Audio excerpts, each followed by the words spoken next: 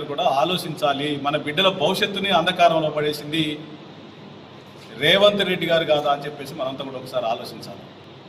ఎందుకంటే పిల్లలందరూ ఇప్పుడు అంటా ఉన్నారు, గురుకులాలలో మేము ఉండవు అనేటువంటి పరిస్థితిని తీసుకొచ్చినటువంటి దౌర్భాగ్య పరిస్థితి. ఈరోజు గురుకులాలకు పోవాలంటేనే భయపడే పరిస్థితిని తీసుకొచ్చారు. ఇది ప్రజాపాలన అని చెప్పుకున్నటువంటి రేవంత్ రెడ్డి గారి పాలన.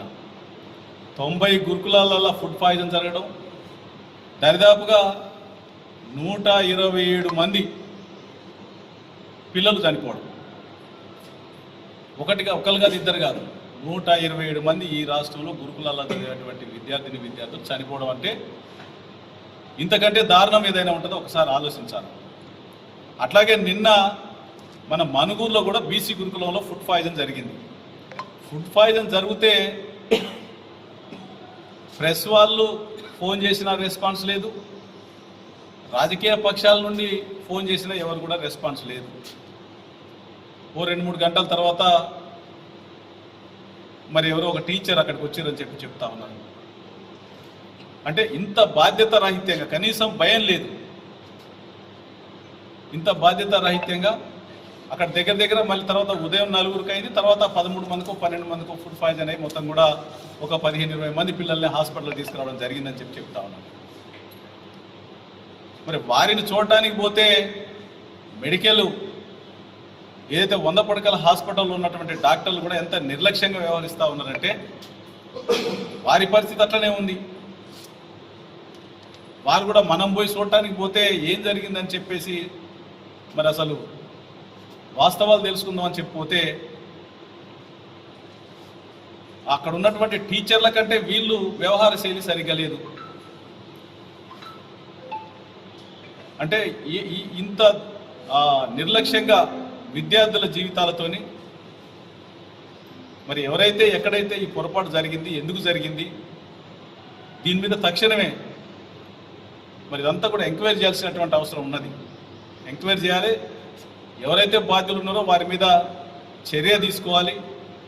ఇంకొకసారి పునరావృతం కాకుండా పగడ్బందీ చర్య మేము కూడా కమిటీ వేసి మరి అన్ని హాస్టల్స్లో అసలు విద్యార్థులకు రావాల్సినటువంటి ఫుడ్ విషయం కావచ్చు, మరి నాణ్యత లోపించినటువంటి అది అర్థమైపోతూ ఉంది. మరి ఏమి ఇస్తా ఉన్నారు, ఏమి లేదు. నేను కొంతమందితో మాట్లాడినాను, నిన్న కొంతమంది పిల్లలతో మాట్లాడినా. అంతకుముందు తెలంగాణ గవర్నమెంట్ ఉన్నప్పుడు మంచిగా మటన్ గిన మంచిగా పెడతా ఉండే సార్, ఇప్పుడు అంతా కూడా రేటు తగ్గించారు, ఆ నాణ్యమైనటువంటి పెట్టే పరిస్థితి లేదు, ఆ ఉత్తగా ఆ కాలు తలకాయలన్నీ పట్టుకొచ్చి అలా పడేసిపోతూ ఉన్నారు అని చెప్పేసి ఏదో చెప్తా ఉన్నారు. అవన్నీ కూడా చూడాల్సినటువంటి అవసరం ఉంది. కాబట్టి మేము కూడా మరి పెద్ద ఎత్తున ఈ జిల్లాలో ఉన్నటువంటి గురుకులాలన్నీ కూడా బీఆర్ఎస్ పార్టీ ఆధ్వర్యంలో ప్రతిపక్ష పార్టీగా, బాధ్యత కలిగినటువంటి ప్రతిపక్ష పార్టీగా అన్ని గురుకులాలలో కూడా పర్యవేక్షణ చేస్తాం. ఇటువంటి మరి మనుగూరులో జరిగినటువంటి దాని మీద తక్షణమే చర్య తీసుకోవాలని చెప్పేసి మరి మేము డిమాండ్ చేస్తూ ఉన్నాం.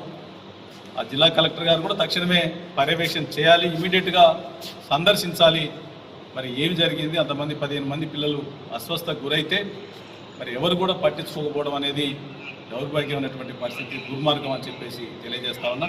ఎందుకంటే ఇప్పటికే ఇదిగా దీంతో పాటు లెక్కేసుకుంటే 91 అనుకుంటా ఇప్పటిగా. అంటే ఇన్ని స్కూళ్లకు ఫుడ్ పాయిజన్ జరగడం జరిగింది, 127 మంది పిల్లలు చనిపోవడం జరిగింది. ఇంతకంటే ఏం సాక్ష్యం కావాలి?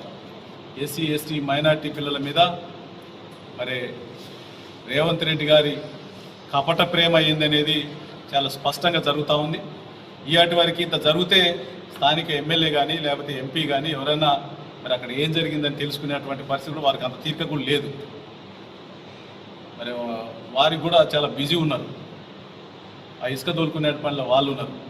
కాబట్టి మరి ఎవరి పని మీద వాళ్ళు బిజీ ఉన్నారు. కాబట్టి మరి జిల్లా కలెక్టర్ గారైనా కానీ స్వయాన మరి బీసీ పిల్లలు, వెనుకబడినటువంటి పిల్లలు వారి భవిష్యత్తు కోసం ఒకసారి మరి సందర్శిస్తే బాగుంటుంది, సందర్శించి మరి అక్కడ యాక్షన్ తీసుకుంటే బాగుంటుందని చెప్పేసి ఈ సందర్భంగా మేము డిమాండ్ చేస్తూ